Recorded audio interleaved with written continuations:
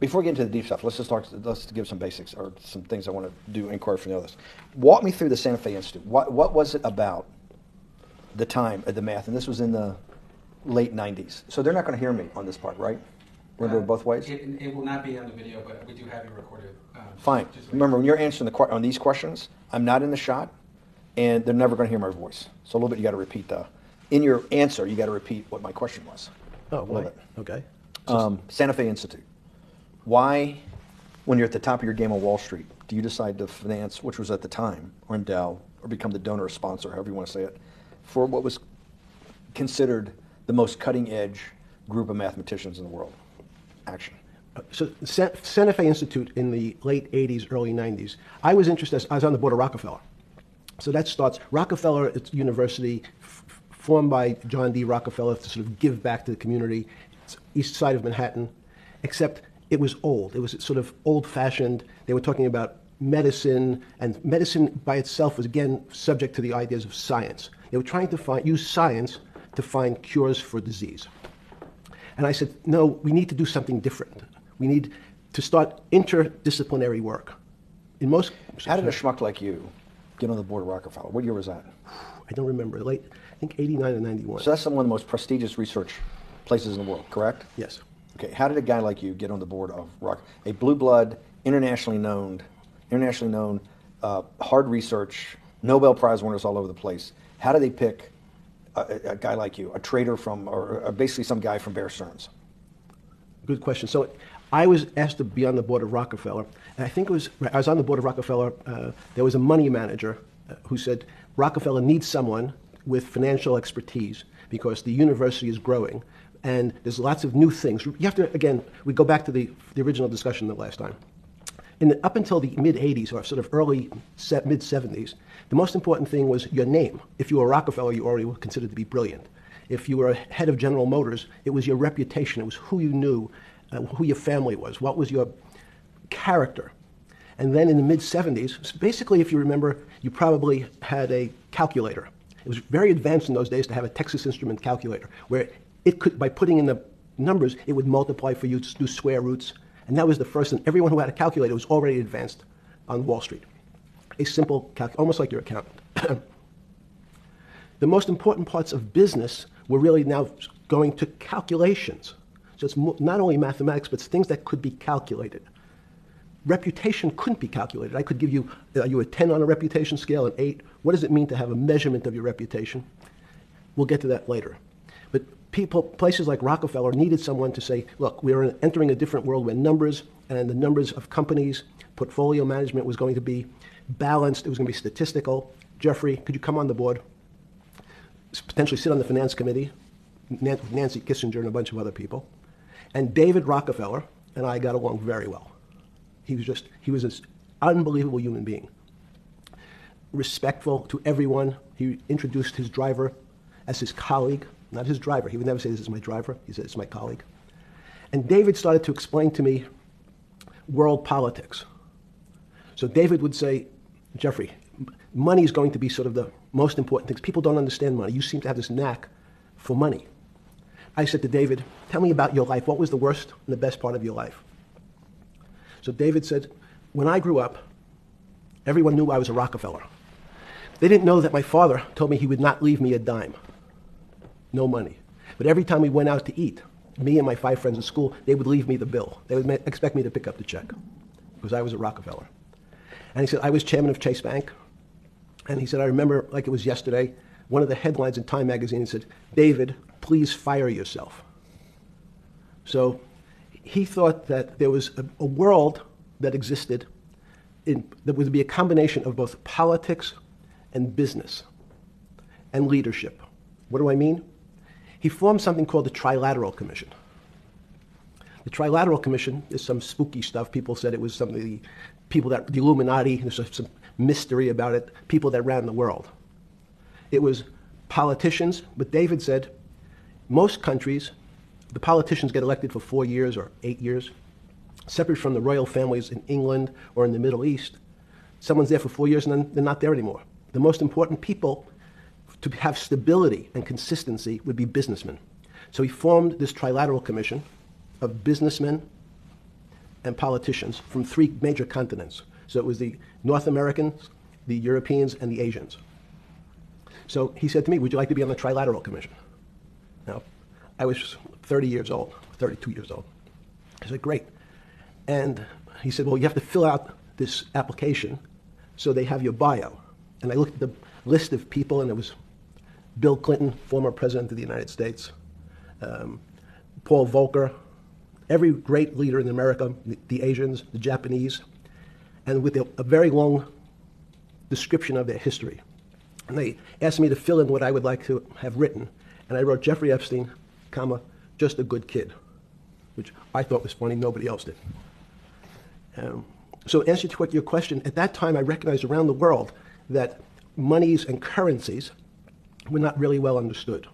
But again, it was only numbers. So numbers, and I'll get to the fact that it was bad thinking. Numbers are very good. Are most people that you meet, even on the Trilateral Commission, when you meet most people, do you find most leaders financially illiterate, economically illiterate? Most political leaders don't come out of a background of finance. Most political leaders come out of a background of being popular. So in some of the countries, in some of the African countries, for example, they might have been a military person. They were a general. In some of the African countries, they might have been a disc jockey. Or in our country, they would have been an actor. The knowledge of money they don't have expertise, they have no degrees in finance. They really, and this is one of the major problems, their expertise, if they have any financial knowledge, is of their own checking account or bank account and filling in their own taxes. So many world leaders who don't really have a financial underpinning make fundamental errors when it comes to money on a country or institutional level. Let me give you an example. If you, Mr. Bannon, if I said your assets increased last year, you'd say, that sounds pretty good. And I said, what does that mean to you? You'd say, well, I have more money, I guess. I'm wealthier. I'd say, yes. And if your debt increased, would you feel wealthier or poorer? You'd say, well, I don't want to have increased debt. I don't like the idea of that sound, increased debt. Now, that and world leaders understand when their assets go up, they feel better. However, institutions like banks, things that people don't really understand are financial underpinnings of banks. When I say your bank, Mr. Bannon, you have the Bannon Bank, you doubled your assets.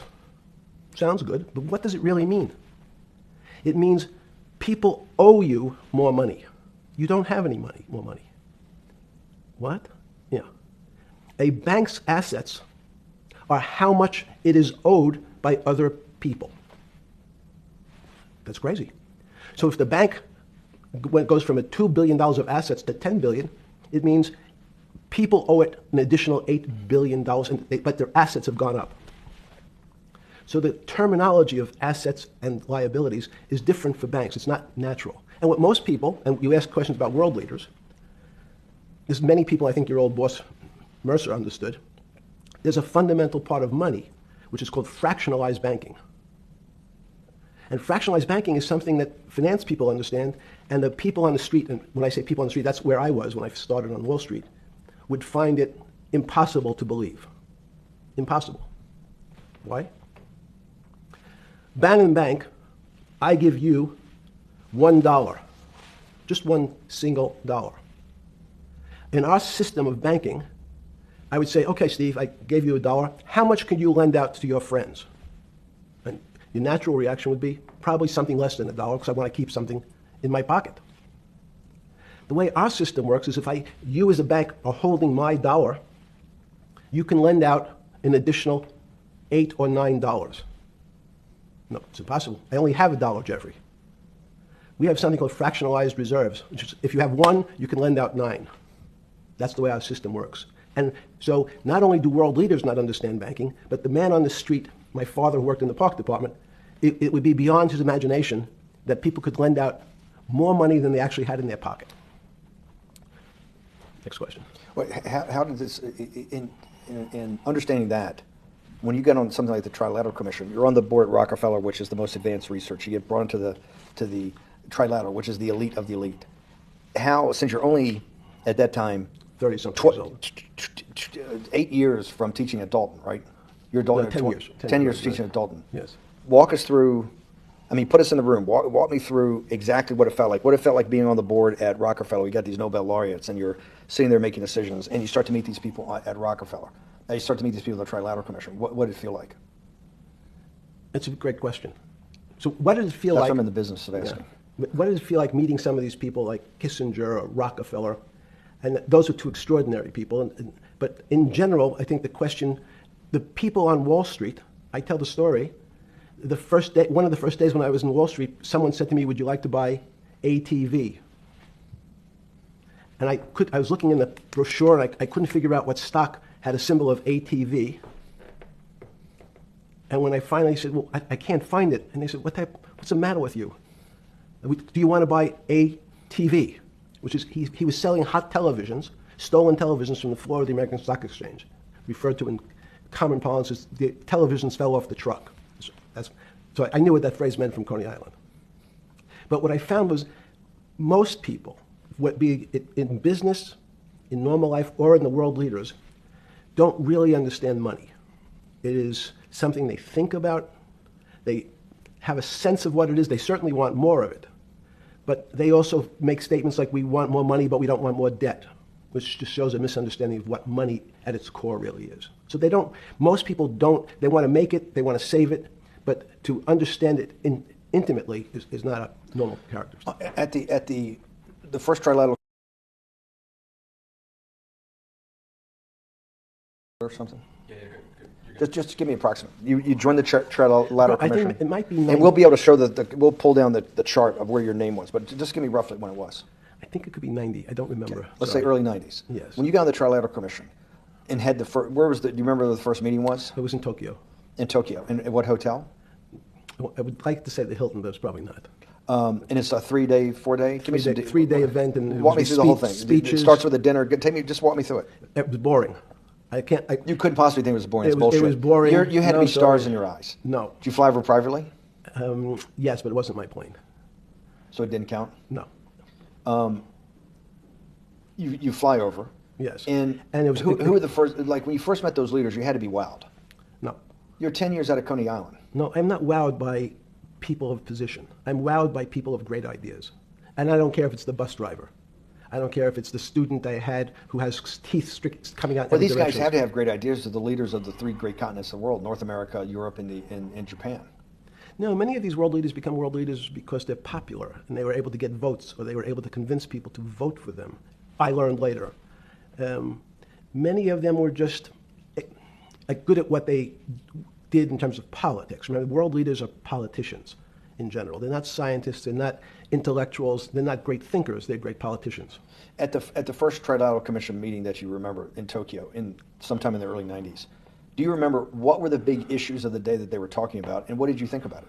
Yeah, in fact, it was funny because they were talking about inflation, and they were worried that what would happen, how do you control inflation?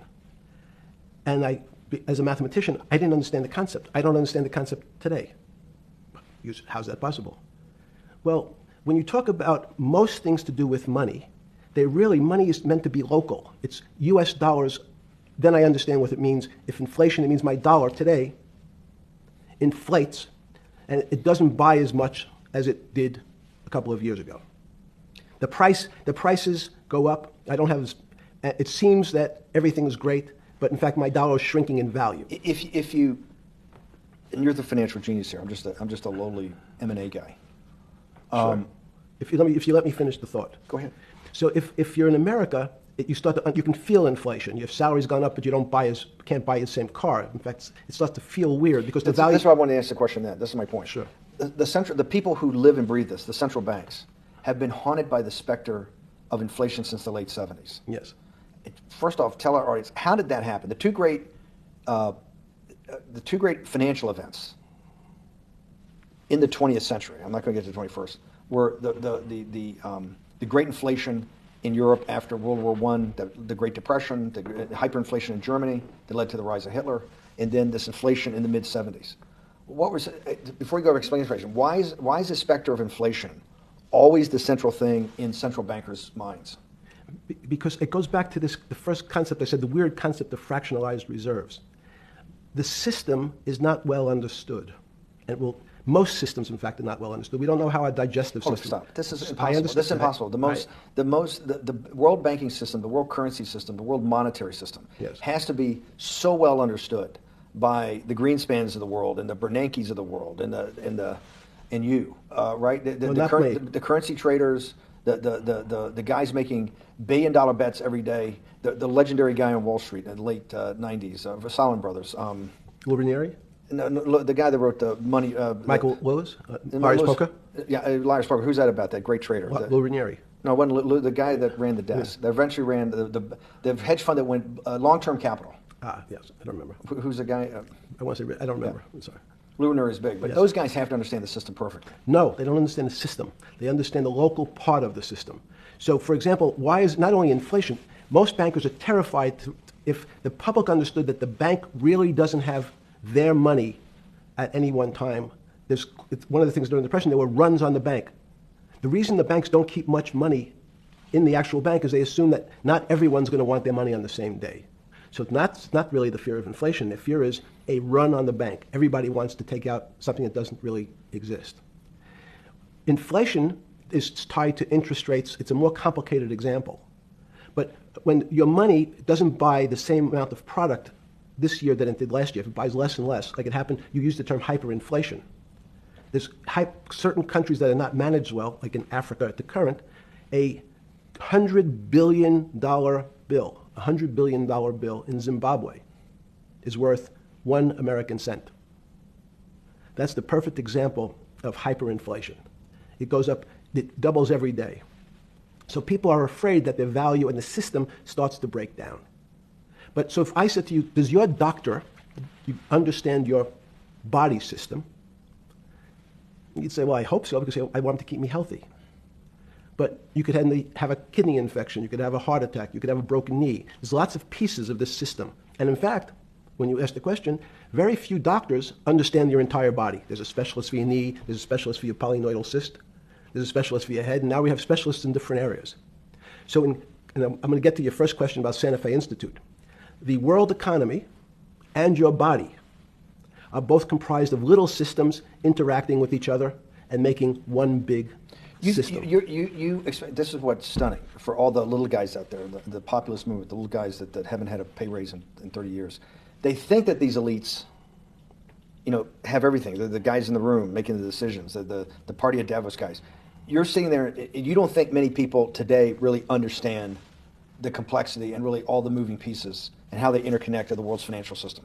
No, not only don't they understand the complexity, and that goes back to Santa Fe Institute was an attempt of trying to see if there was a way to mathematize, formularize, or algorithmically understand what the term complexity means. That goes back to the original question. Complex systems are complex by definition. But there's not necessarily, it's not one level of complexity. We might say, well, our fingers are complex, the movements, the muscles of our hands, but it's not as complex as the blood system. Now I have a circulatory system. I have systems on top of systems, so that there's no one group of or person that really understands the way the body works. There's no one group that understands the way the financial systems work. You might understand U.S. bond market. Now you've asked about the trade of long-term capital. That was a bond fund, very small part of this very complex system. So the goal of the Santa Fe Institute was to see, is there a way to get in, somehow understand how complex systems interact? Fast forward, Steve, to today, where Google and these other engine companies, the other tech companies, are trying to build artificial intelligence. The strangest thing that they found, one of the strangest things, is that the systems that they design, this artificial intelligence, which a lot of people have heard about, is they design a bunch of systems. They're called neural nets. The term's simply taken out of brain work, neurons in the brain. Nets because they actually look like a net. They put in some inputs. The computers work, spit out an answer. Sounds normal to you. It's because you're thinking about that calculator you had in 1976 on your desk. When you ask the person who designed the system, how did it come to that answer?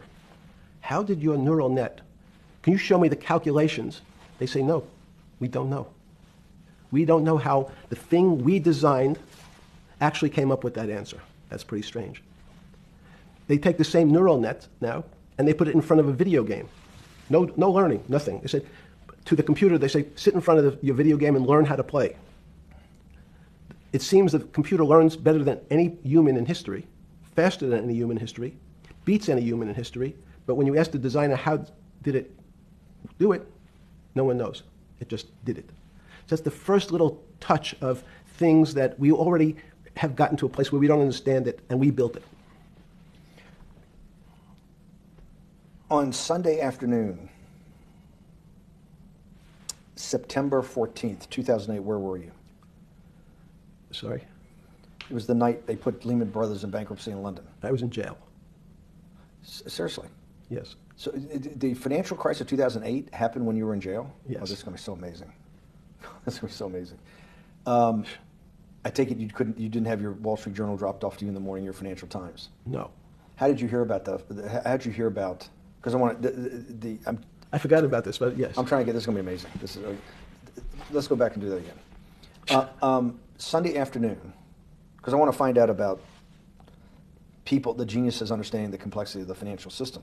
Because I think the best example we have is the financial crisis, the crash of 2008. Sunday afternoon, September 14th, I think it was, 2008, is when they were working feverishly in Midtown Manhattan at the Lehman Brothers offices and at various law firms around town, and with the Secretary of Treasury in the Federal Reserve, what they're going to do with Lehman. They decided they weren't going to save it.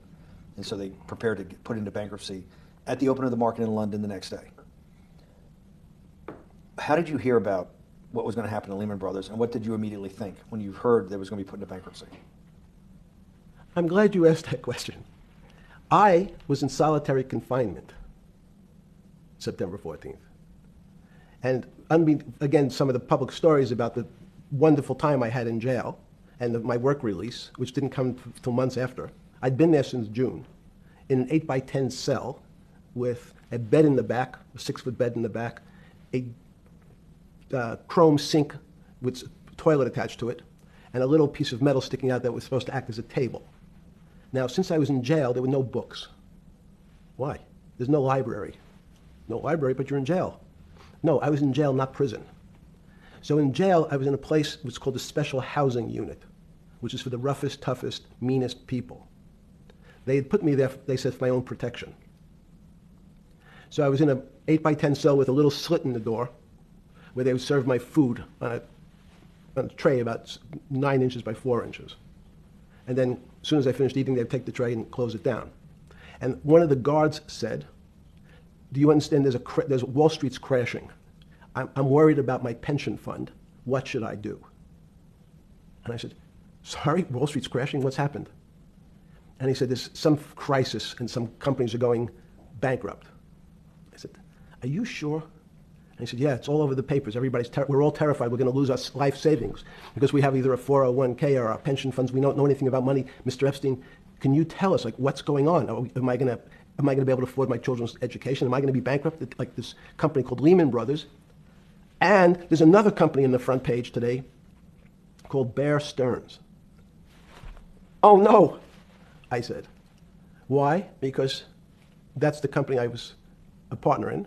And in fact, that was a company I had a very large investment in. So, there's a great story. I didn't have my Wall Street Journal, but in the early mornings, you're allowed to make 2 phone calls, collect. And when you pick up the phone, you can dial a number, and when the person picks up, they say, you're getting a call from the Palm Beach County Jail. Will you accept reverse charges? And the person either says yes, and the call goes through, or the person says no.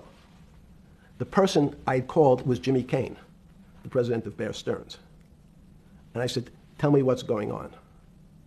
And so that my knowledge of the financial crisis happened with Jimmy, who was at the center of the storm, telling me about what Lehman had gone under, and they were trying to figure out a way, should they bail out Bear Stearns? Did it strike you at the time of the mess you had made of your life to be in a situation that you're one of the greatest financial minds in the world, looked at by world leaders and asked your thinking by the most prominent and important people in the world, and here you are in solitary confinement. You got to make a collect call to somebody? Did it strike you at the time how all the threads of your life had come together and put you in a position, or you had put yourself in that position? No. So it never struck you when you had to make one of your 50% of your collect calls that day, you call the president or the head of the CEO of Bear Stearns. The biggest financial event in your life is taking place, of which, one, every important person in the world would be seeking your opinion. Number two would be a once-in-a-lifetime opportunity to apply your craft. Number three, it would be a once-in-a-lifetime opportunity to make money if you were smart, and obviously you're smart. You're telling me here, truthfully, that it never hit you at all of how you had ended up in a place where you had to make a collect phone call from a jail cell that was 6x9 with a steel bed and your food being passed into a slot. The question you want to ask is, who was the other call to? Okay. Who was the other call to? The other call was to my friend at J.P. Morgan, who was then, I didn't know it at the time, trying to buy Bear Stearns. So at one point, I had two phones. It was difficult because they're afraid people are going to hang themselves with the phone cord. So they don't actually come together when they're pretty short. So I was actually going between two phones talking to Bear Stearns and J.P. Morgan at the same time. So I found it amusing. And it never struck you about how to end up in a situation like this? No, that would be probably means I would be too self-aware. You can't possibly expect me to believe this. I know. I don't believe it. It's, no, you're telling me that during that day, you never had a moment. You sat there and go, what the fuck have I done with my life that I'm in a 6x9 jail cell when I should be on a trading desk, or I should be in my $250 million greatest townhouse in New York City taking calls from the king of Saudi Arabia, the president of China, the head of Russia, the president of the United States to save the world's population from a financial debacle. You honestly expect me to believe that that never happened? You're suggesting I was somewhat depressed, and how could this happen to me? I'm not saying depressed. I'm saying a moment of awareness of how could I get myself into this situation. No, I would just say how strange that this happens. It's strange. I'm wearing a jumpsuit and flip-flops. What color was the jumpsuit? Brown. Brown. Brown jumpsuit. Yes. I notice I don't see you in a lot of brown. No. Brown jumpsuit and flip-flops. Flip-flops, yes. With no access to books, no access to newspapers, No access to anything. You had lived on information. Except my Almond Joy bars. I had extra Almond Joy bars. Did you eat Almond Joy bars and things like that because you were afraid of what the cooks did to your food? Yes. Is that because of that you were in for the crimes that you were in for? No, it was just in fact I was. Is it because you're wealthy? Yes. How did you know that? Well, people would constantly come if I was passing by or have to go for my medical. People would either ask to borrow money or make some other types of comments about. In the beginning, what were the comments? At the beginning, what were the comments? It serves you fucking rich guys right that you're here next to me. There was nothing about your crimes. No. So all this rumor you hear all the time about people in prison that commit the type of crimes you commit, you're saying in your personal thing is not true. No. It was all because you were rich. Yes. And it was all because they wanted to borrow money. Or get advice. Yes. Where they get advice to go long. Yes, You're telling me is this time to buy? You're telling me in solitary confinement they were interested in going long. Yeah. They wanted to know what does that say stocks. about human nature? Well, what I think that people find one of the reasons they wanted to keep me in solitary confinement was they were afraid that everybody would want to know which stocks to buy. But what happened was after this crisis, now it's on the front page of every newspaper. I don't want to lose this day. Sorry. When you first heard that, was it Bear Stearns had been kicked into bankruptcy, 6 months before? No, this is the same time. This is part of the same deal. I thought no. Bear Stearns, they saved Bear Stearns and didn't save Lehman Brothers. That's right. it. 6 months before they had bailed out Bear Stearns, but Bear Stearns was still a zombie, A shell of its former self. a former self. But they had quote unquote saved it. Why did they make the decision in your mind? Why did Hank Paulson and Bernanke this concept of moral hazard? Explain to the audience what moral hazard is, and why did they save Bear Stearns 6 months before, and why did the smartest guys in the room decide not to save Lehman Brothers? It's a good question. The real issue is I'd have to go back when you have these systems to the way your doctor responds to any type of emergency in your body. If they might decide to save your kidneys and let your gallbladder go because the gallbladder is less important to your overall system. If at that time, even it's not that long ago, The boogeyman was when said, well, what really happened? Jeffrey, what really happened? What is this financial crisis? And, some of the progressives and the right wing blame it on the banks. It was the banks' fault. And it's the fault of this very esoteric, unknown concept of derivatives. It was really the derivatives that caused this financial crisis because the derivatives got somehow out of control and in the Mickey Mouse. And that was the way you started your road to a billionaire went right through derivatives. Yes. But derivatives were not the cause. Derivatives were not the cause at all. It's like saying your hair was the cause of your heart attack because it was on top of your head. So when what you was fell the down. cause? There isn't, let me say, there's no one specific cause. These are system collapses. So many times when they have to make your death certificate, when you say, well, what did he die from? They'll say heart failure. But if you say, what was the cause of his heart failure? Well, he had low blood pressure, his sugar was high, he was diabetic, he had all these other problems. But they say, no, we need a word on your death certificate. Did he die from brain damage? Did he die from heart failure?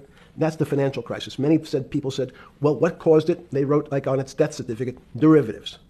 But derivatives are not a fundamental cause of anything. Was it Sunday or Monday? I take it was Monday morning when you made your two collect calls and you're talking to Bear Stearns on one hand and Morgan Stanley on the other. J.P. Morgan. That was Monday morning. Did you, Jeffrey, being one of the financial geniuses in the world, did you understand what Lehman Brothers going into bankruptcy, the domino effect, that by Thursday the financial system would be under such extremis that if it didn't have a $1 trillion cash infusion in the United States, it might collapse? Did you know that at the time? Did you view that at the time? Yes. You did? Yeah. Why? Again, I don't want to bore you or the audience with the idea of it's a medical procedure, but you had system failures. So you'd recognize that if I said to you, did you realize when your father was on the ground and he was clutching his chest and he couldn't breathe, it was a bad situation, he could die. That's how I saw it. Did you immediately think about the commercial paper market? I mean, the mechanical triggers that actually you had to blow through these circuit boards. Did you know the circuits? Did you understand the circuits? Or did you have a concept of the circuits that were going to get blown through? Yes, but only because of an analogy to a body. And in fact, from my telephones against the wall with my little metal wires, because the next day I talked to another person in Washington about the issues of what I thought was happening, and I made the same discussion about the... They were at the Treasury Department? Yes. So in a 6x9 cell in... The phones were outside the cell. In Palm Beach County, California? West Palm Beach, Florida. West Palm Beach, Florida. That's what you juice diet. West Palm Beach, Florida. West Palm Beach, Florida. West Palm Beach, Florida. You're making a call to Washington, D.C. to talk to some deputy secretary of Treasury. Someone in Treasury. Right. Someone in Treasury. Right. And that does not, the night before you go to bed, it doesn't dawn on you at all. You never have a moment of self-reflection that, how did I end up on this metal cot when I should be at the center of things? No, I had a telephone. So I said, I can talk to, it makes no difference where I am. In fact, I'm still talking to the same person if I was at my home in Palm Beach. But I'm here in jail. Home in Palm Beach. I can dial my own phone. That's bullshit. No, but you can also make 1,000 phone calls. Here you got to make one, and he's got to take. Think how much better that was. I had to decide who was the right person to call. That was unusual for me because I would have called 20 people. And what was the advice you gave? I said, you have a sick patient, and it's very much like a sick patient in the emergency room. You can't think about it like your car. People in normal walks of life think about money and things as a machine, and unfortunately, so if your car breaks, cars are always easy to fix. My jets, my cars, if it breaks, I know it can be fixed because it simply follows the same pattern. If this part breaks, you replace the part and the thing works again. People and the financial system are not machines. They can't be fixed the same way. You can't simply take out the bond, put some more juice into the commercial paper market, and that's like replacing the carburetor on the car. It's much more, I have a patient who can't breathe, has a stomach problem, can't see, looks bleeding at the same time. What do I do first? I have to think about it as a system. Where's the most logical place? What's the most dangerous place? If your heart stopped, we have to start your heart again. In the equivalent to the money market, why do I have to start your heart again? I need to get your blood flowing. If your blood stops, you're dead. If liquidity, which is the equivalent of blood in the financial system, dries up. Once liquidity is basically cash, putting cash into the system. Forget about what it is. Okay. Liquidity is liquidity. It allows the system, it's the blood of the system. You need to pump blood hard into the body of the economy to keep it flowing. And if you, especially when you're worried about someone dying, you're not going to be worried about the niceties of, well, you got the shirt dirty and there was some damage. Pumping that blood, keep that When you pumping talked blood. to the person in Treasury on Tuesday, the 16th, did you get a feeling as you were sitting in your 6x9 jail cell in West Palm Beach, Florida, that they were on top of things? No, you can't. It's impossible to be on top of things. There's no such thing. It's, again, the doctor watching the patient die. You hopefully have some confidence that he's seen it before. He recognizes that there's some steps he has to take first before he bandages the guy's finger or worries about what shoes he has on. So you hope that the people in charge, your doctors who are working on the emergency patient, have enough experience and, frankly, judgment to try to keep the patient alive. Did you think that they had those things, patience and judgment? They had pretty good judgment, and you needed a lot of luck, just like in the dead patient. You need to, hopefully you put that blood in and it's not too late. And you make some mistakes, but you have to know you're going to have to give it a shock. In the run-up to the September crash of 2008, Yeah. I guess you weren't occupied with finance. That whole summer, how long had you been in jail? I went to jail June 30th. So the entire summer? Yes. Before you went into jail, you were still very active in the financial markets? Yes. When you say active, you trade currencies every day, you trade stocks every day. When people, I don't do any. someone like you, or you give advice to people to trade stocks or trade currencies. I don't trade every day. I think that's, like Woody Allen said, you can't beat the bank. So I try to pick my spots. George Soros picked his spot when the pound collapsed. This would have been a great money-making opportunity that passed me by when I was in jail, but that's not how I think. In the run-up to that, in the spring of 2008, that's when Bear Stearns got in problems, I think, in the spring of 2008, and they decided to bail it out. Did the Bear Stearns guys talk to you for advice at that time, when the big crisis in Bear Stearns? No, but see, again, unbeknownst to most people, and it's easy to blame people for the financial crisis, like you'd blame someone for giving your father the drink before he had his heart attack. But what really happened, the real enemy of the finance system was Bill Clinton. And if you ask me what and who caused the financial crisis, I would tell you it was Bill Clinton. Because of what Bob Rubin and he did to deregulate the financial system? No. Because as of the last time we had our 60-minute interview, you talked to me about home ownership. And you asked me whether everyone should own a home. And I told you no, it's too risky. So the financial collapse of 2008 is because of hardworking African Americans, Hispanics, and whites who wanted to have a ownership stake in the society that all rests on their shoulders. They're the culprits. No, not at all. Okay, then I didn't say they were the culprits. I was pretty clear it was Bill Clinton.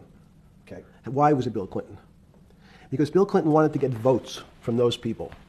And he sold them the idea that instead of renting in a house, and historically the values of houses have gone up, and he said, you guys in these local communities who haven't been able to afford a house before, I'm going to show you a way. I'm going to give you a way, because I'm sure I'll get your vote, that you can own a house, because I want your vote. So what we're going to do is I'm going to let you buy a house, Mr. Bannon, when you really, you're right on the border, maybe, or not even on the border. Your credit is not good. Okay, let's be honest. And it's not my fault, it's not Bill Clinton's fault, but if whatever happens, at the moment your credit score or whatever it is, your credit's not good.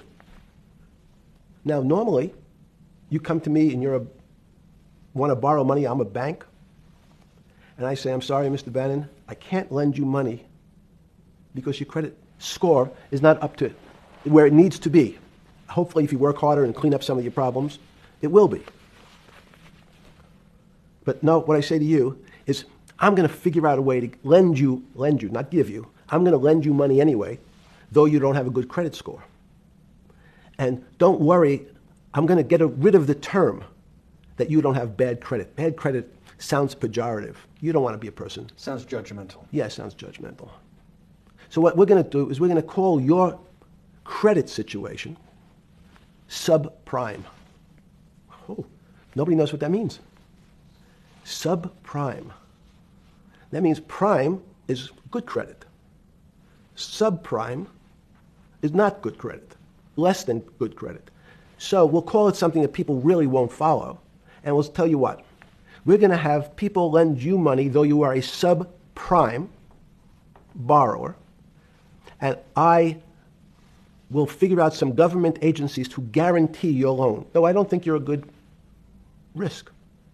So the banks say, no, no, no, we don't want, initially, the bank said, sorry, this is too risky, Mr. President, for us. We're in the business of managing risk. It's not our money. It's the hard-working people's money sitting in our bank. We can't lend to people whose credit is not prime. You're asking us to lend to people who are subprime. And he says, here's the key, if you don't, Mr. Bannon, I'm going to make sure the Justice Department charges you with discriminatory lending because you refuse to lend to my subprimers. In business terms, you should never lend to. But what we'll do is I'm going to form an agency called Fannie Mae and Ginnie Mae, just another agency names.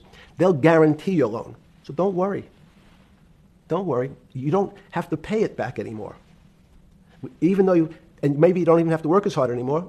That's probably a harsh statement, but these players, these two big firms, Fannie Mae, will guarantee the fact that that bank will receive its money. Now, the bank says, wow, best deal in history. I refused to lend to Mr. Bannon, but now he has the big brother, his Uncle Sam. He went to his Uncle Sam, and Uncle Sam says, I'm guaranteeing it. The bank says, I want everybody. Give me as many people as you can give me, because Uncle Sam is the best credit in the world, not only it's the United States government. We'll take it all. We'll take as much subprime as we can handle, because it's the best investment for the moment. It's a strange investment because it has politics that has inserted its way into the numbers. Politics doesn't belong in the markets, but now we're going to have, I want the votes, we'll make guarantees that you who can't get a house normally will be able to get a house from the bank. The bank says, this is the best deal in history. We will package 100, 300, 1,000 of you subprimers, and we'll sell it off to somebody else. And the whole system becomes mired in subprime mortgages. That's becomes the What do issue. you mean mired? Is there too much supply? Is it a supply-demand problem? You get too much supply? No, it's a very good question. What does too much supply mean? Well, then you get to people, go back to your first question to me. Government leaders. Government leaders know if they're good, and they can do mathematics, they can balance their checkbooks. So certain people in Congress said, well, how do you value these subprime mortgages? The banks say, we've been valuing them the same way we've always valued them for the past 20 years. The accounting firms, there's something in this country called GAAP accounting, which is a standard type of accounting. And we account for them the same way we've always accounted for them. If we paid $1,000 for your mortgage last night, when we put it on our books today, we're going to say its value is $1,000. Makes sense. I paid for it. What's its value? It's $1,000. That's what I paid for it last night. No. The Congress people said, that's not really a good answer, you know. That doesn't give us confidence that you know what you're doing. Because what happens if you have to sell it tomorrow morning? Something's happened and you have to sell it. Remember, there's a concept of stress tests. Would you be able to value it at what you paid for it the day before? And Wall Street says, that's not the way you can think about this. This is crazy. We always value things at the cost from the day before. And they changed the accounting method, in essence, to say not what it was worth yesterday, but if I have to sell, what would it be worth? That's impossible. So what happens is every bank now has to value something they bought yesterday at lower than they paid. Never before in 20 years did they have to do this. So something they bought at 1,000, on their books was 1,000, is now 990.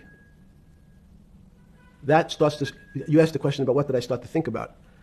Something's 1,000 and 990, this person now has to value it at 980. When did you first start to get nervous? Understanding Bill Clinton in all this. Did you change glasses? Yes. Okay. I changed shirt. I saw the black. Are you okay with the? Yeah, great. I think we're going to have all kinds of changes. I'm experimenting. Yeah. Okay. When did you get a feeling? Did you ever anticipate, before it happened, something like 2008 could happen? No. How could that be? It's the word, I'm going to beat it to death, is that it's very much like Would I anticipate I'll have a heart attack tomorrow? Unlikely. Was 2008 a heart attack or a stroke? Debilitating. It's a better. I don't. It was both. But why was it both? Because in fact, as I said, the blood was getting dried up in the system, and the head, which is sort of the central bank, wasn't working. So to some extent, it was a combination. It was just a crisis. Did you see that building up over time? It's always been lurking in the background. I mean, if you have an older parent, would you say it's possible? Did you anticipate him having a heart attack today? No, you hope things are going to go better and maybe they'll fix it up. The system was getting too complex, and it wasn't based on derivatives, because what people keep forgetting, and as I was just explaining, Wall Street, and in many professions, including Wall Street makes it sound complicated. They don't want the little guy to understand what they do, because they make so much money, and they don't do very much. So they couch it in words like derivative and stock options and commodity futures and different types of contracts. It's all everyone is capable of understanding it. It is not complicated. But Wall Street, because they make so much money from doing fairly simple things, needs to make it more complicated than it really is. We had a very big recession in the early 90s based upon real estate and Japan basically imploding. Let's again, okay. You had a recession in the 90s. I don't know what it's based upon. It's always interesting to look back and say, separate from there's certain triggers, like in the 70s there was a... What do you think it was based upon, the 90s downturn? It's clearly there was a huge downturn. No, I know there was a downturn. That's what I know for sure. That's a fact. Everything else is sort of speculation about why did he have... I understand that, but there's some speculation that has 0% probability of being true, and there's others that have 90%. In the range, when you look at the range of alternatives of what could have caused it, in 90, and what I'm trying to do is get you all the way up to 2008. Look, you're the smartest guy in the room, right? You know that. Do you think there's anybody in the world today? Oops, this is going to be a bad question. No, but do you think anybody in the world today, the Alan Greenspans, the Bernankes, is there any central banker you know, any partner of any Wall Street firm, any guy running a trading desk, and I would take it that would be, or anybody at a Larry Fink at BlackRock, Steve Schwartzman at Blackstone, the top 100 financial guys, and let's throw in a couple of Nobel economists, and let's throw in the best professors at Wharton, at Harvard, at Stanford. Do you think that there's anybody that understands money or understands the world's financial system as good as you? There must be. But it doesn't come to the top of the head. No. Okay, fine. Now that I've gotten that, let's go back to 1990. In that arc from the fall of the Berlin Wall to 2008. Good. We started with the implosion in Tokyo of the Japanese economy, Japanese financial markets. We had the huge run-up in internet stocks, right? We had the implosion of that in 2000. The bankruptcy of Drexel Burnham in 90, implosion of Japan, huge run-up in equity markets for the internet, implosion of the internet in 2000, 10 years later roughly. And then this run-up through the Iraq War and all that, the run-up to 2008. Every 10 years it seems like we're in some sort of 10 years before the 1990s was the 70s. You sound like an astrologer. Okay. And not a finance person. I'm not a mathematician. It just seems to me a pattern of every 10 years. That's misleading. That's exactly right. Okay. Because people like to see patterns. People like to see patterns where there are none. So a pattern of a financial crisis every 10 years is just in my mind. Yes. Long-term capital that had to be bailed out back in the late 90s when everybody panicked. And that bailout today would look small, and it was $5 billion or was $30 billion. Businesses fail all the time. But long-term capital, the Federal Reserve stepped in. But I'm saying people go bad. Things go bad all the time. Yes, you're correct. The audience that's watching this, the little guys, they go bankrupt all the time and nobody gives a shit. You know why? They're a little guy. But when long-term capital management goes bankrupt, or Bear Stearns goes bankrupt, or Lehman Brothers goes bankrupt, people care because it's an unfair characterization. Why do you say that? Because again, it's the complexity of the situation. If you think about you have a complex system. You have your body. Now, in fact, the little guy is my finger. This is. And Bear Stearns is your heart. That's correct. The banking system is my heart. The system, I can't risk my because remember, it's not only my. You haven't been able to name. Hang on. You haven't. Hang on. No, hang on. I was trying to hang. I wanted to see if the hang on worked. No, you haven't been able. You're not good enough yet. You're like junior wizard trying to do it. You haven't. Yes. I'll say, since we can't name another guy that's as good as you. There may be a couple out there. You're not bragging. You're humble. It had to be sometime. Please tell me there was some time before you went to jail and basically got cut off from daily information in the summer of 2008, that you started to get very nervous that this complex system, that something was deeply wrong?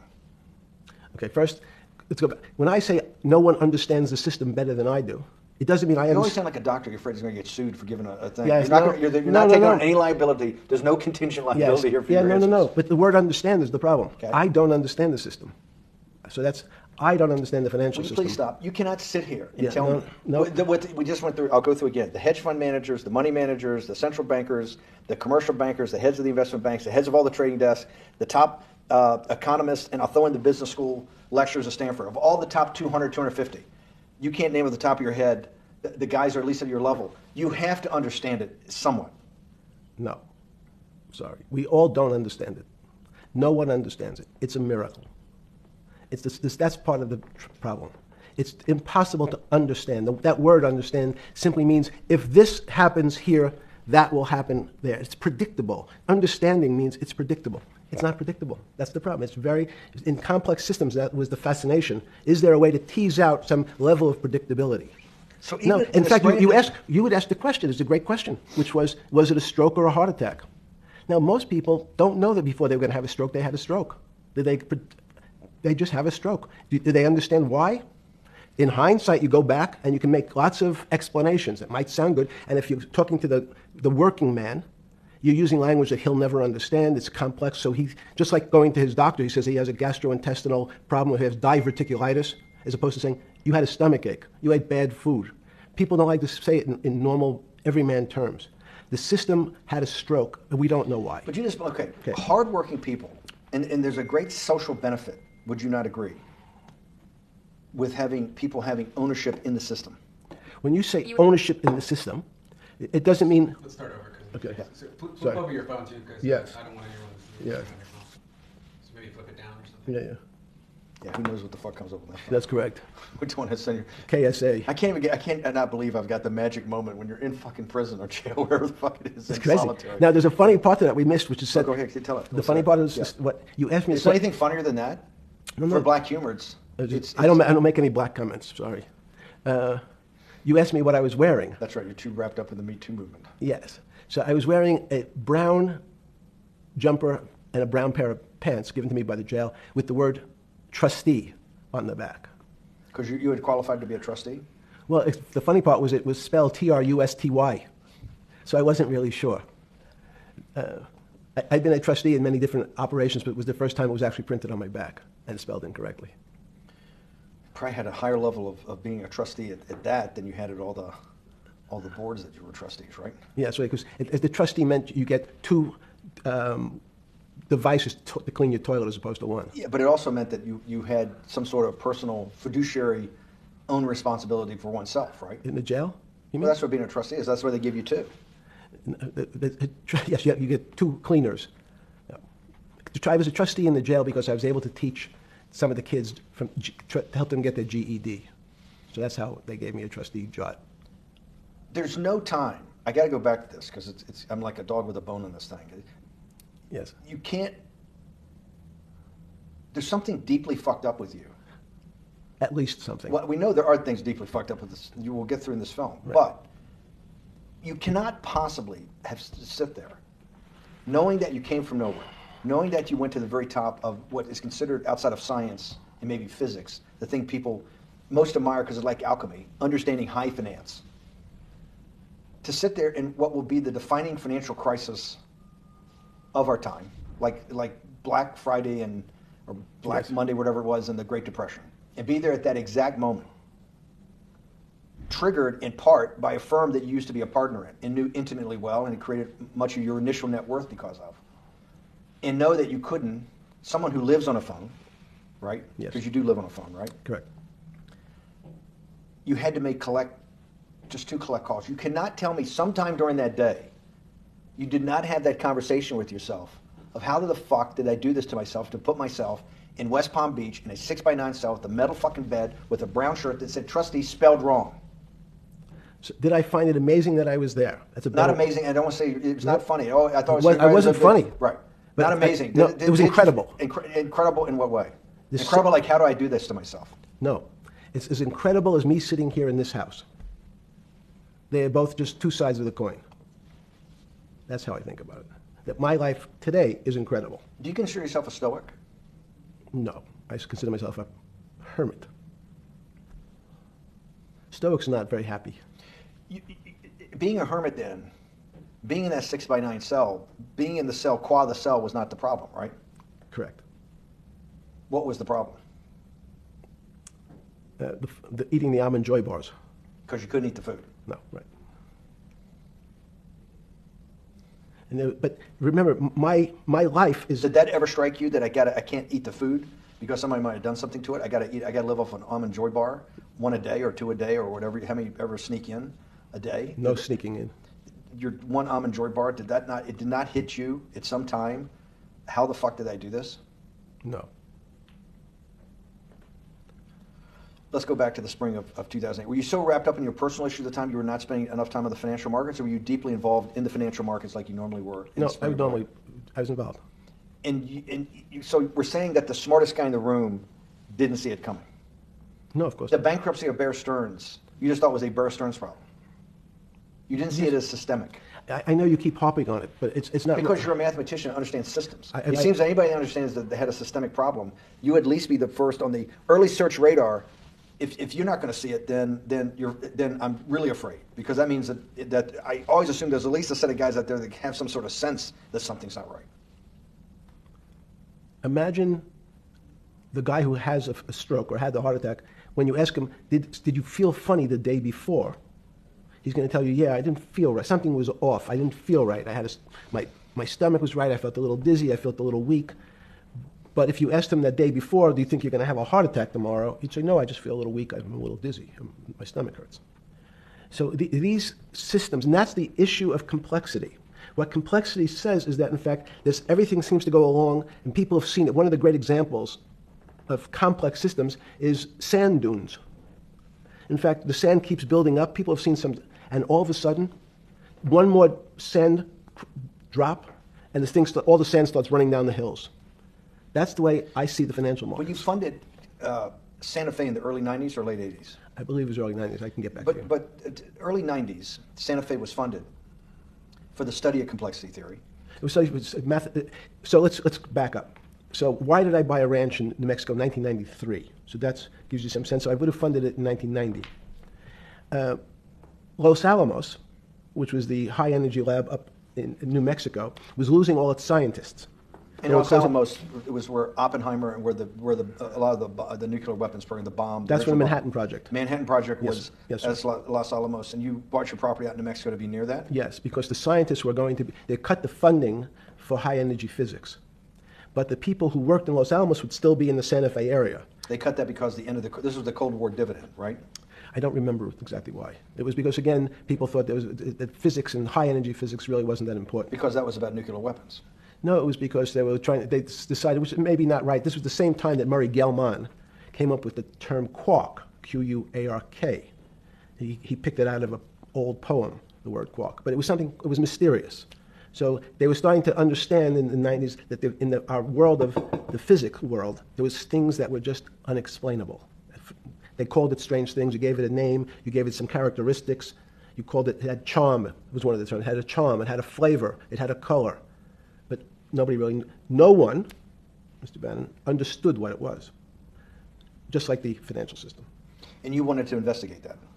I wanted to see if we could build tools so others smarter than me could help investigate it. And that was the beginning of your concept of the Santa Fe Institute? Yes. And Santa Fe Institute was founded to do study in this type of... Can these areas of strange things be described by some form of mathematics? So that's what I'm trying to get at. The foundational thought, the organizing principle of Santa Fe Yes. in the high physics lab at Los Alamos, Right. which had been the headquarters of Manhattan, and the Trinity Project, right, the bomb. Yes. So you're talking about the elite, the high priest Of physics. of physics. Yes, sir. Which high priest of physics, some subset of that is also mathematics. It's math. Yes, they're both similar. Project out. One of the tools you want to do is to make sure that in this complex system, the finance system, I'm doing a lot of this for philanthropy and a lot for the good of mankind, but also to be able to understand this complex system, the most complex outside of maybe our body, of the financial world. Yes. Did they create tools, or were you smarter in then the mid-aughts, 15 years later, than you had been then because of work that was done at Santa Fe? No, it was great. But in fact, most of the money, most of my philanthropy in the area of can you describe things that appear to be unexplainable by mathematics, and can you fund people who have new ideas? And unfortunately, when someone thinks they've been able to, there's a man, Stuart Kaufman, when they think okay, I figured out how to be able to predict the unpredictable, what appears to other people to be unpredictable. But my system, in those days it was called genetic algorithms, can predict what things will happen, and they all want to make money. So they use their systems to try to figure out, they know they have figured out the way to make money because they figured out the unexplainable. They try, they go bankrupt, and we start again. So with a cold view, what I've come to realize is that the attempt to mathematize, formularize, or what in your prior work, to understand what really is, in today's world, still unexplainable, is impossible. They're miracles. Your first head of Santa Fe was Christopher Langdon, I think. Langdon from Australia. But Murray Gell-Mann was the funder. He was the yes, rock. Yes, he was the rock. He was a Nobel Prize winner? Yes. Yes, and a wonderful guy. He came out and helped us with the Biosphere 2 project. He came with Chris Langdon. Yeah. Chris Langdon was the operator, the day-to-day Chris guy. was doing artificial life. Right. Murray tried to lead his own artificial life. Yes. When Chris came to Biosphere 2 for the first big conference we had in 1994, he was one of the most impressive guys there among all the world's elite. Kew Gardens, the Lawrence Livermore Lab, the labs at Sandia, all the major universities, Lamont Doherty, all the big Earth observatories, Woods Hole. What set Langdon apart, I thought, and the reason I invited Santa Fe to be part of it, was Langdon actually made a presentation that everything, and he was making this to scientists, a lot of marine biologists, a lot of people that were just beginning, Wally Broker and people who were just beginning the study of climate change, at that time called global warming. That he made this compelling presentation that everything's really mathematics. Yes. It's all just back to math. And you have to, all these experiments you do, one of the reasons they're not considered by the high priest in physics as being real experiments is that they don't have a mathematical basis to it, and everything has a mathematical basis to it. Langdon seemed like a radical visionary. What happened to that concept? You go back 350 years. So you have Isaac Newton, you have Leibniz. Move forward, you have people like Heisenberg and Gödel, and what every one of those mathematicians and philosophers came to understand is that there's numbers can describe certain things, approximate certain things. But in fact, trying to put measurements and numbers on other things that are really unexplainable is folly. 300 years ago, they said that unexplainable realm was God. And people who attempted, in fact, to explain the unexplainable, who said, yes, I understand the unexplainable, were charlatans, they were the occults, they were the astrologers, they were the con men. Alchemist. Yes. Well, no, alchemist was, in fact, they believed that there was a way to transmute one metal into another. In fact, they always wanted to see if they can create gold. There's no reason, if you think about it, they recognize that one metal is different than another metal because it has some additional pieces to it. It has additional neutrons or protons or electrons. So because they thought it was a machine, they believed it was a machine, if I can take 5 protons and add 5, that gives me 10, I should be able to get gold. Move everything around inside these systems, the molecules transmute one molecule into another, and if this molecule I've transmuted it into is gold, I'm a rich man. It's back to money. But there's something strange happens. Isaac Newton says, this is really weird. If I want to push a ball on the table, I have to touch it. Maybe I have to blow on it. But I actually have to push one side of the ball or the book to move that side. I'm pushing here, and obviously this thing is what appears to us humans to be solid, so it moves as one thing. But the only way to get something to move was to touch it or put a force against it. Okay, seems to make sense. Everybody has that experience. I want to lift a glass, I lift it. If I want to push a ball, I push it. If I want to pull a ball, I pull it. But he recognized when the ball fell off the table, it went in a different direction. How's that possible? Nobody pushed the ball down. And he said, this is crazy. Why did the ball go down? I didn't push it. I just let it go. So someone's pushing the ball, because I am confident that the only thing that gets something to move is with a force that pushes. So there's a force that's pushing the ball down. In fact, he called it gravity. He measured how fast it was pulled, but never was able to explain why it happened. How is it? What is gravity? It's this. Everybody says, well, why did the ball fall to the ground? Because gravity took it. But what's gravity? That's, as Feynman would say, that's the name of the thing. We have no idea what it is. This goes to Santa Fe. They were trying to explain the unexplainable. Can we measure? Can we figure out a way to predict the stock markets using these types of chaos complexity? Before we get there, let's walk back through it. Let's go back to Newton. Sure. Pre-Newton and then Newton. What did Newton solve that for millennia up to Newton had not been solved? And then I want to go forward all the way to Santa Fe, what they were trying to solve. Let's start with just 2 or 3 of the basic guys, but let's go with Newton. What pre-Newton it was what, and then why is Newton such a genius? In such a in the I think mathematically they told me one time I've seen there's been 115 billion people roughly that have lived on the earth. And of that 115 billion, Newton. Are you sure that's a number? That sounds a lot very high. We only have 7 now. I think in the history of the Earth, I think I'll pull up the stat for you, but I think it's 115 billion people. They figure that probably is inflation. That's why you have lived through the Earth. But he's one of the handful of the most important. What did he solve for? Why is he so important for how we live today? And then we want to go through Leibniz and the other 2 or 3 other major ones to get us to Santa Fe. Well, it's a long journey. This is the heart of what we're trying to do. Let me take a bit of a detour Okay. just a second. What if you went to high school and the last year in your high school, you took calculus? So Isaac Newton sort of invents calculus. Well, that sounds mathematicians. To torture seniors in high school before they graduate. Yes, but obviously no. Yes, the answer is yes. Certain people could never do calculus. Why is that? Why is calculus so? Why is that the dividing line between, to me, people who can handle that and can go on to do certain things, and people just hit the wall, even if they know math? It seems to me that that calculus is the thing that changes. It bridges. That's because it's about the theory of change and the theory of how things change. It's a great question, but in fact, what calculus does is it's somewhat philosophical. That's why mathematics is. Newton wasn't a mathematician. He was called a geometer. That's what they used to call themselves. They understood geometry and numbers. But there's an old conundrum where it says during Pythagoras' days, Zeno's paradox it's called, where they said, well, if the wall is 2 feet away from me, and I take one step that's halfway to the wall, that'll be 1 foot away, and if I take another step that's half again, that'll be half a foot away, and then a quarter of a foot, I could walk forever but never touch the wall. Doesn't sound realistic, doesn't make any sense in our real lives of the physical. But what Newton understood is many problems were like that. Many things approached the wall, or in calculus, approached the limit, but never really reached it. So he said, it's okay, you don't have to reach it. We can do lots of the mathematics as if it was so close, it was almost there.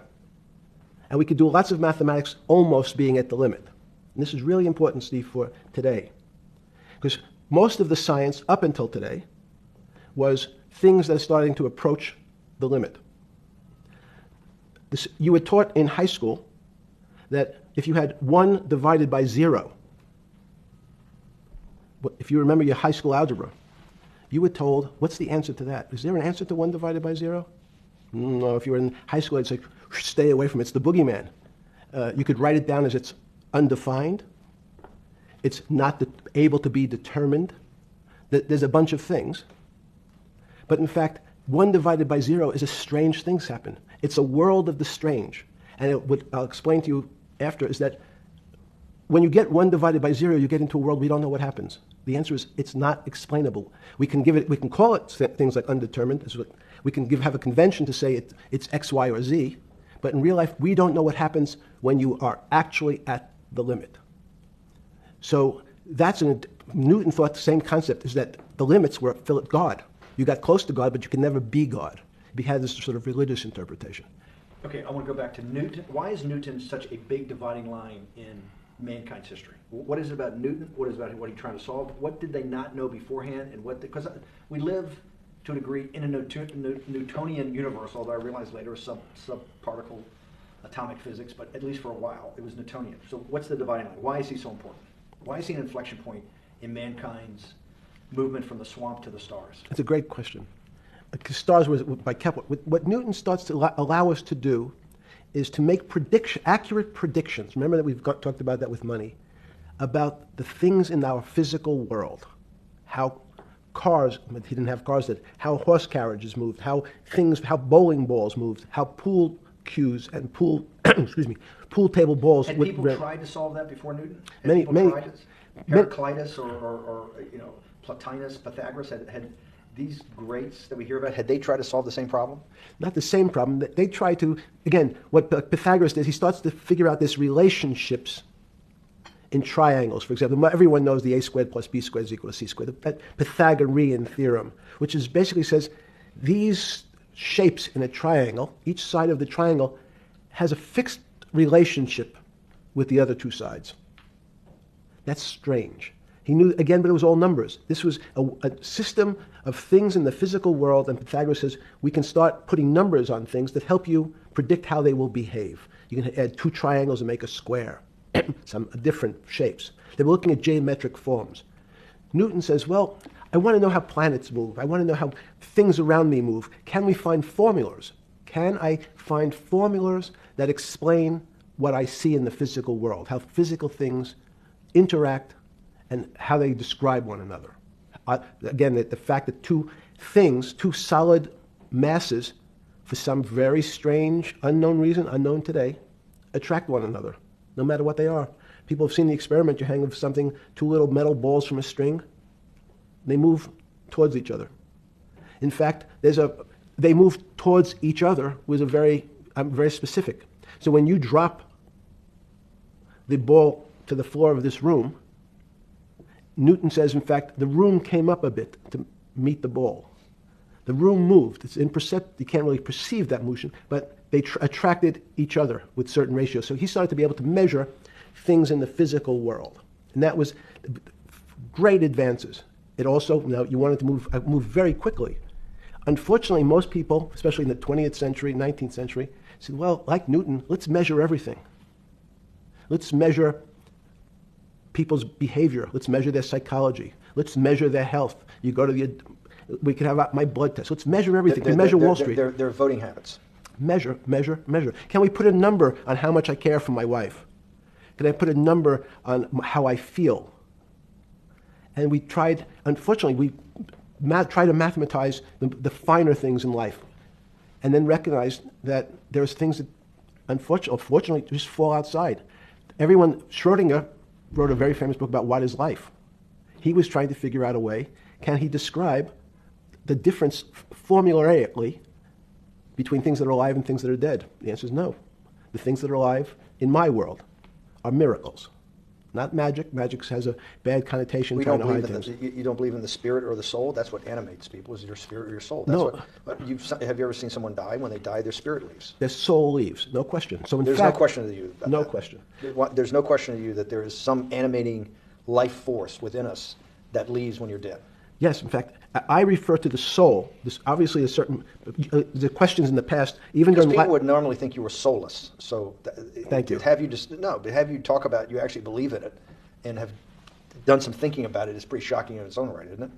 Well, again, mathematics. Leibniz thought. So Newton was at Cambridge, and he was the head of the math department, right? He's a professor, Yes, essentially. yes.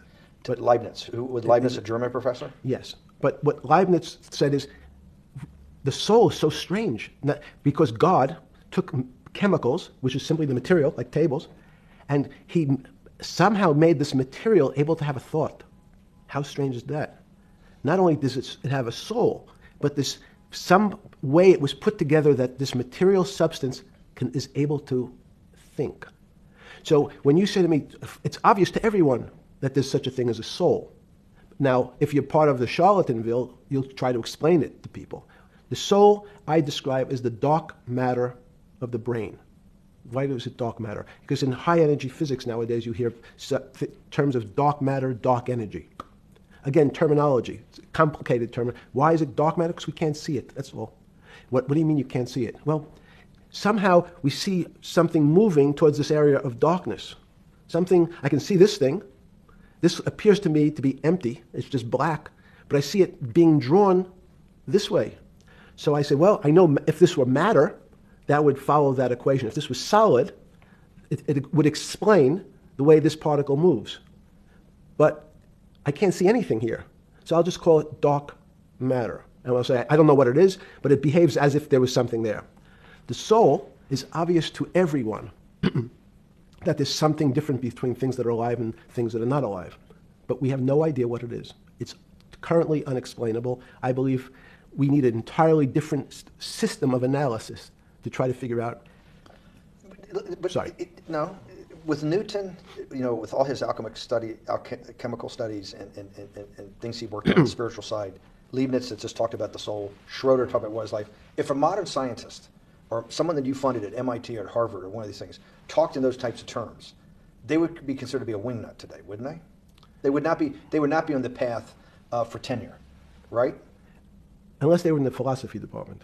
This is exactly my point. We're talking about three of the greatest mathematicians in mankind's history that have really changed mankind. Talking like this, what happened? How do we get to a situation where they could not be in the high physics? They could not be in the mathematics department or working in high energy physics. Good. It's an easy answer. Newton was a combination of mathematician or geometer then and philosopher, and as time went on, those disciplines seemed to move apart. We had philosophy. Some of the philosophers can't do math, and some of the mathematicians. And again, mathematicians often break into two categories. People that solve problems. Those are more like geometers in the old days, just problem solvers. And then there's thinkers, theoreticians. They're more like the old movement towards philosophy. But neither one of those two groups have been able to figure out why something is alive as opposed to something that's not alive. No one's been able to describe what the soul is, but we all know it exists. And I think what we need is science is a bad word. I think science only describes the things we already know about the physical world. In fact, there's an argument that the physical world that we see has been created out of our systems of mathematics. Mathematics, everyone knows mathematics describes the physical world much greater than it should, unless my view, the physical world really comes out of conscious beings that have mathematics. So they create it. This table appears to you and I to be solid. To a bat, because we have light that's bouncing off the table into our eyes, it appears solid. If instead of eyes that responded to wavelengths of visual light, our eyes responded to radio waves, the radio frequencies, it's not different, it's the same type of frequency as light with different speeds, the table's invisible. We know that our phone works in this room. So the waves are coming through the windows, the waves are coming through the walls. So the walls are invisible to that type of radiation, that type of energy.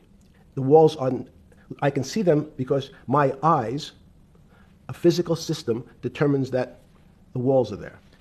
You, with Murray Gelman, you founded, or were the original donor, and had the idea of Santa Fe Institute. In 10 or 15 years later, that effort to study the complexity of systems mathematically Yes. was It's a essentially total failure. Yes. A total failure. Total failure. Why is that? It's the failure of science because, in fact, if to some extent science doesn't describe romance, I don't know why I'm attracted to somebody. I don't know. People are attracted to each other, and everyone has the same feeling. They've seen someone walk in the room, and they say, "Oh, that person gives me a creepy feeling." Science has tried to describe. Science doesn't describe what creepy feelings means. They just know it's a creepy feeling. I think women, as I said the last time, have an intuitive sense. What is intuitive? They have intuition, they have feelings, and they're able to deal in the realm of things that men, especially men like myself, find unexplainable. Women have intuition, men see things a bit differently. Men want to measure everything, women are not really that interested in measuring. In what you're saying in macro terms, you actually think science, mathematics, maybe ultimately technology, is moving to that more intuitive? I think science and math are old-fashioned.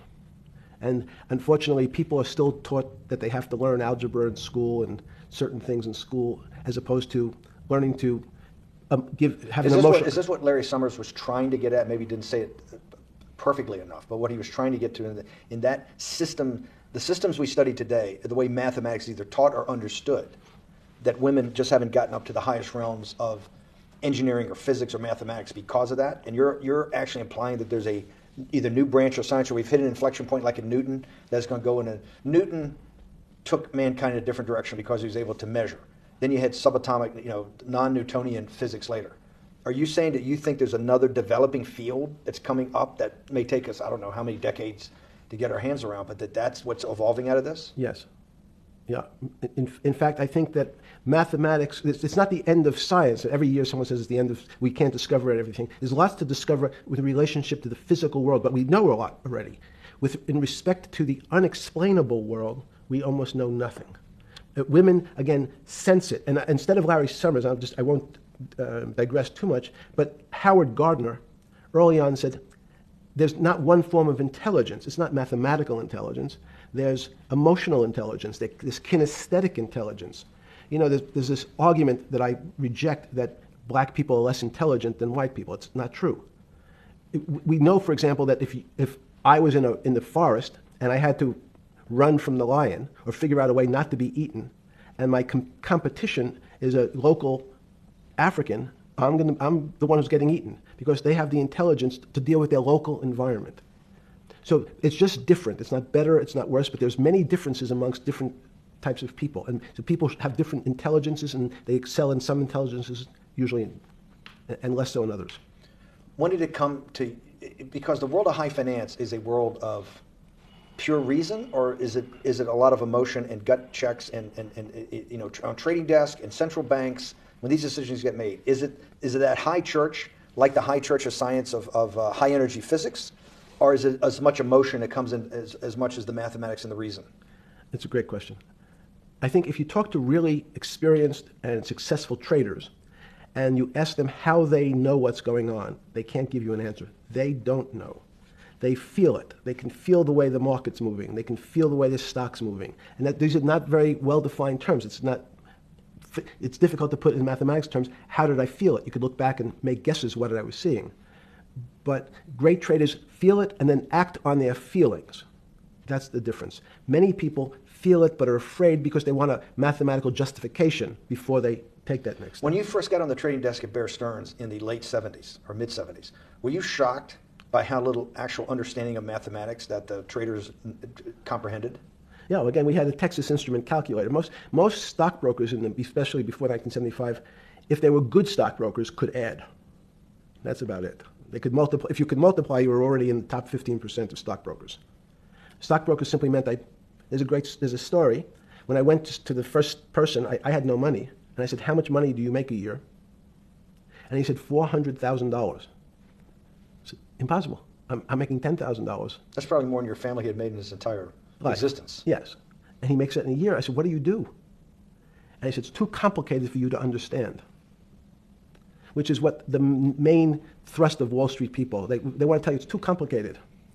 Because if you understood that that person was simply, he had a brother-in-law, in fact, in this case, who ran the pension fund at General Motors. His brother-in-law would call him and say, buy 1,000 IBM. He'd hang up the phone, he'd write it out on a ticket and walk it to a window. That was his entire skill set.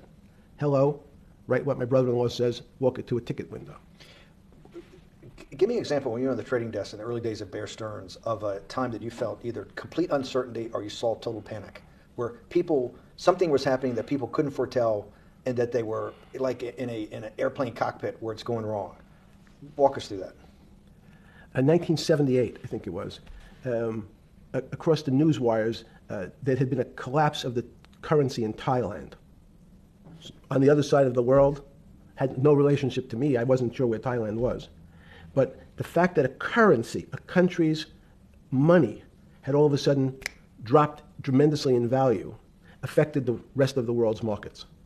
And people panicked because they'd never seen that before. A very small part of a very complex system had a shock throughout the whole system. So prices on Park Avenue apartments, the bond markets, the stock markets, everything started to gyrate. There's an old mathematics expression that if a butterfly wings in Mexico make the wrong turn, it spins out, and eventually, by the time it gets to Canada, it turns into a tornado. So these are part of complex systems. So yeah, Wall Street in certain parts. Santa Fe Institute was supposed to actually come up with a formula for that, for the butterfly wings. Why in 15 years did you reach the end of at least that experiment? Every attempt to, that's why it's so exciting now, because I think certain people are starting to realize that there's so many things that are unexplainable that we have to think about them differently. Music is a great example. It's a common man's example. You know, when you hear a certain song, it makes you feel a certain way. How does it do that? We don't know. We can't mathematize it. And even that music, Steve, nowadays we compress music. When you have a violin, it's compressed onto your iPhone. So what does compression mean? I'm taking lots of information and I'm cutting it into lots of pieces and squishing it together. And when I squish it or compress it, I have to take out lots of pieces, but I say that they're not very important pieces. It's those pieces that we take out when we compress data, to me, are the most interesting parts of life.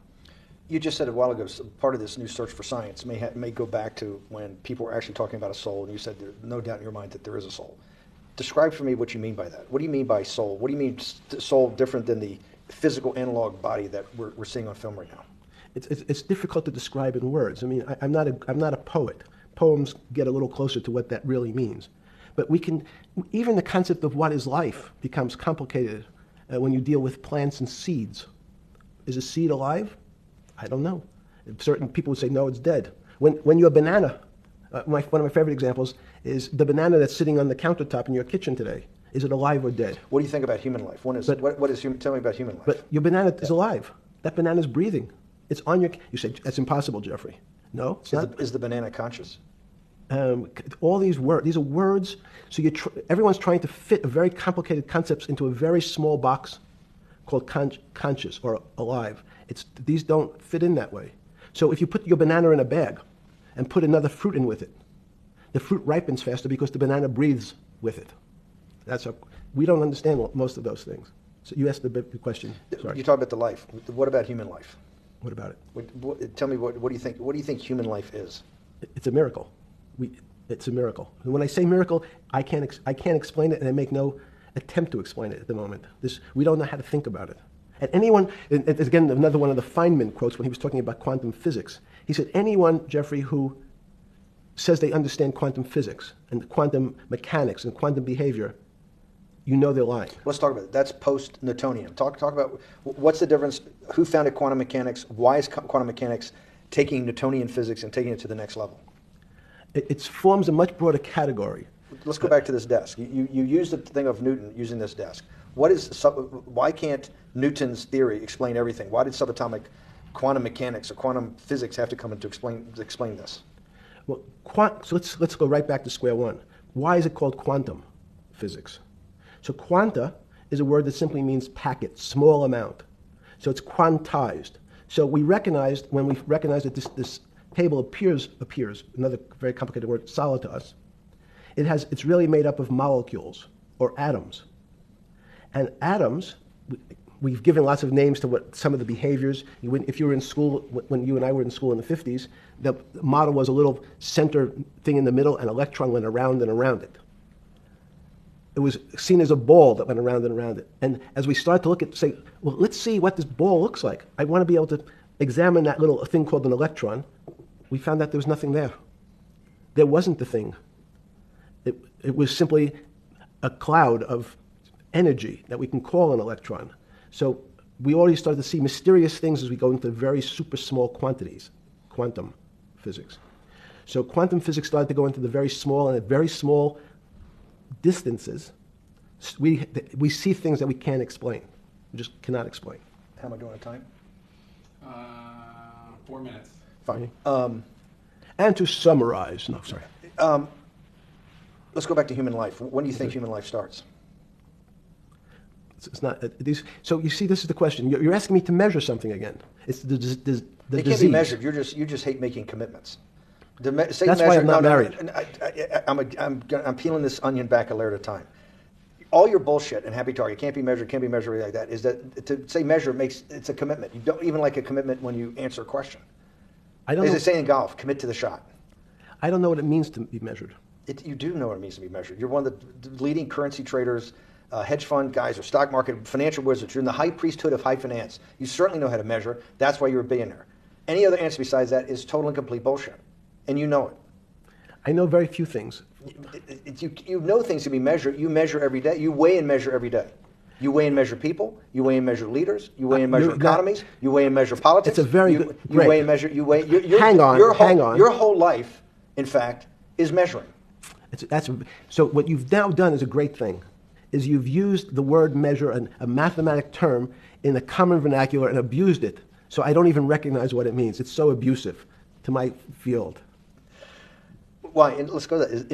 In mathematics, measure means what specifically? There's no specific. It's an approximation, or giving something a number.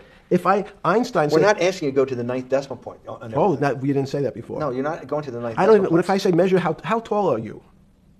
You'd say in your case 6 foot. 6 feet. But is it 6 foot 1 inch?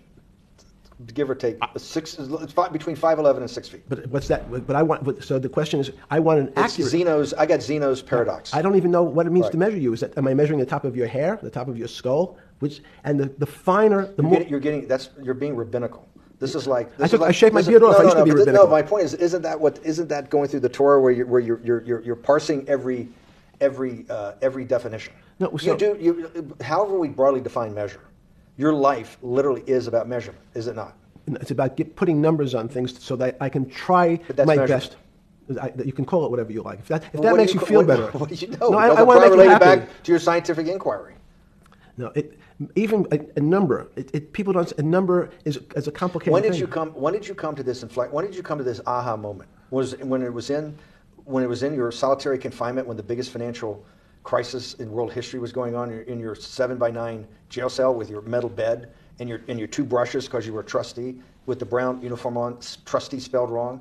Is that the moment of clarity that you had about science and Newtonian physics and everything that we can measure is really not going to be the way we go forward? It's going to be much more esoteric, emotional intelligence thing. Was that your moment of clarity?